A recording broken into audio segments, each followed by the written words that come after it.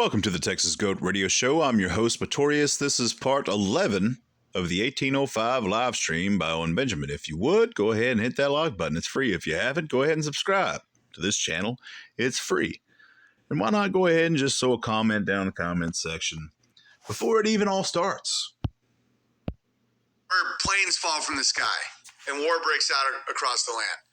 And so that's why it's so important to keep your own morality in check. Okay, so this is what we did at the beginning of COVID. Some dude ate a bat, which somehow started a global pandemic. People of the world agreed to a 2-week quarantine that somehow turned into a year of shopping for drapes at Walmart. Okay, the Israel narrative is even dumber.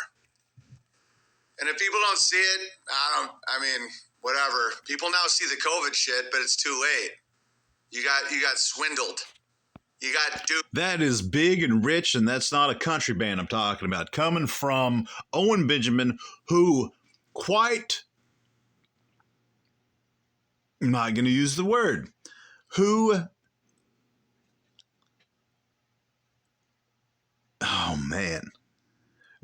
the worldwide crisis of 2020, he took advantage of the situation, presented an investment opportunity, and it ended up being an investment scheme. He walked away with hundreds of thousands, if not millions of dollars that are untraceable because people sent him cash, checks, money orders, which you could say, well, yeah, some of those are you can trace those. But I mean, it was just a perfect storm for him to get away with a massive scheme. And he did so far. Oops. And the Jews know, they know that, they respect you if you don't trust them. They know what they do.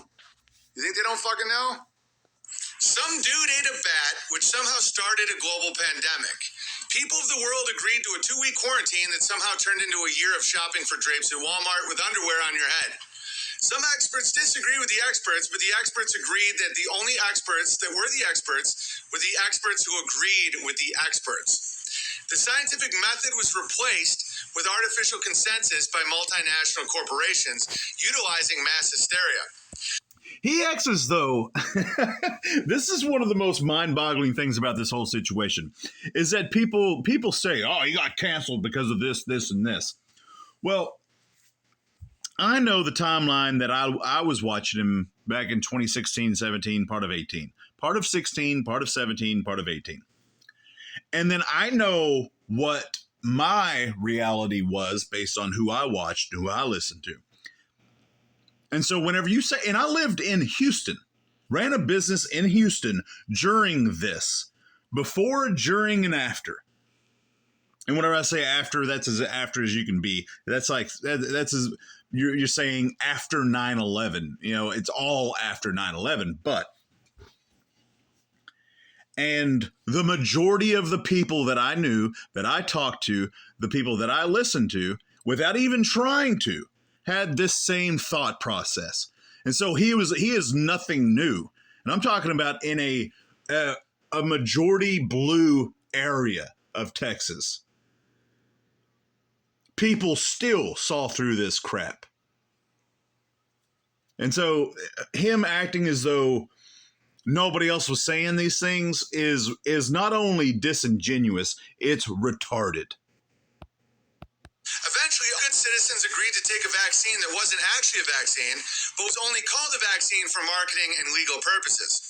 The experimental gene therapy was coincidentally promoted by the same people who had officially stated previously that their goal was global population reduction, but was not in any way correlated to their previously stated goal of global population reduction. Magically, everything returned to normal, and the good citizens were given lollipops, carnival rides, and super special participation trophies. No one ever got sick again, and everyone lived happily ever after. Okay, so obviously that's all ridiculous. We saw it immediately. A lot of people didn't, and now they see it. They have buyer's remorse. Well, how about you don't buy the war? Because they're going to do it no matter what. But at what level do you participate in it? How much cost will it be to you? You understand?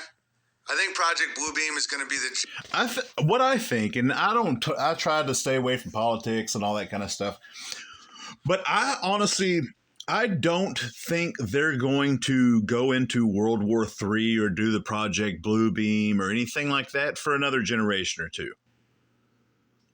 And they're going to know for sure that they're not going to have a revolution on their hands whenever they do something.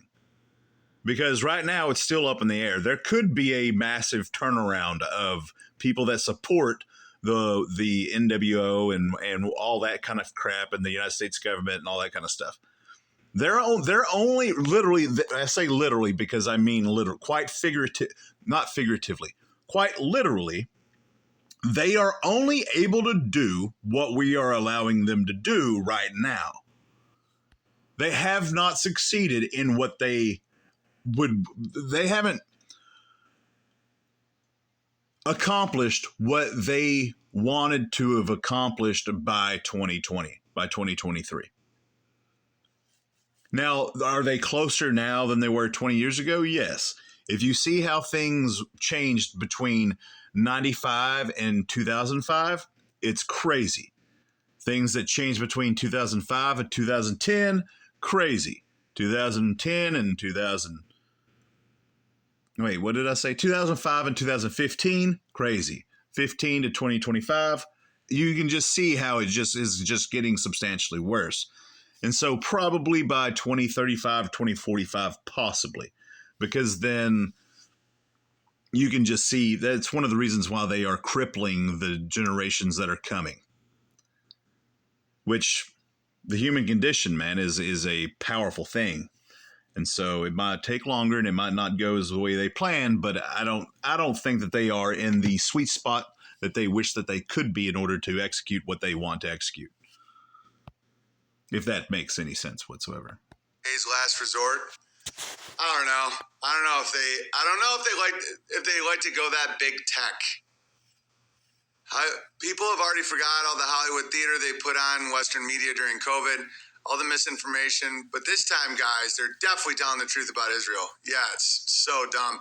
And they're pretending like the left, the only thing they have is occasionally they'll get like some chick, probably some hired actress, holding a sign that says like gays for Palestine. And then Charlie Kirk and the boys will all be like, if they went to Palestine, they'd be beheaded for being sodomites. And Timmy Pool and all those guys, like they're just such fucking clowns. That's all they have is they're trying to pretend like being against this Israeli war makes you an SJW. When in reality, it's like any red-blooded American tax-paying man should be like, fuck your wars, we're not paying for them. That's not an original idea. I don't know anybody. I honestly do not know one person that wants the United States to go to war. Not one person.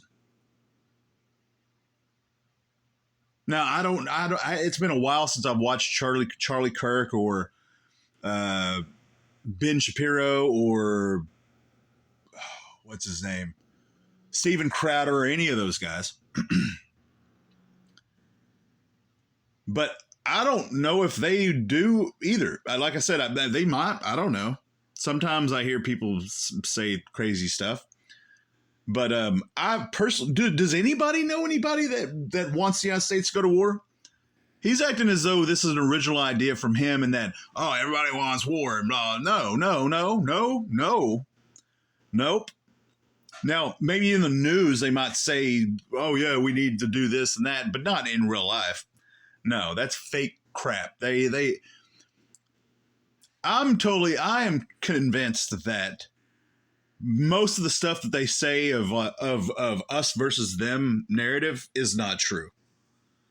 Because I lived I've lived in predominantly quote unquote red places and predominantly quote unquote blue places, and it goes for both, except for one or two extremely, I don't want to call them extremists, but people that are far, far, far left or right.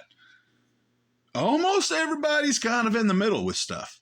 Like, I don't care what you do, just don't do that. don't hurt me or my property, man. That's it. Be respectful. That's it. No, we shouldn't go overseas and kill anybody. No. Yes, we need to protect our borders in a reasonable way. But then you turn on the news and everybody's got all these extremist ideas and blah, blah, blah. And it's just horse hockey, man. We're not as divided as what they would care to imagine. And I honestly do believe that Owen is part of that controlled opposition of us versus them. He quite literally is an us versus them guy. He is a cult leader. He says us versus them all the time. His opening segment, the first words out of his mouth for every live stream that he does over the last month is, "I'm so tired of things being done to me." We're not paying another $2 trillion to go into the desert and give them all of our weapons. People are like, where did Hamas get their weapons? Iran? No. Remember when you were in Afghanistan and you left behind billions of dollars in weapons? What do you think happened to them? Oh, no way. Your son. And here's a news flash for you. That's not the first time that's happened. This is the Texas Go Radio Show, and I'm your host, Matorius. As always, till next time.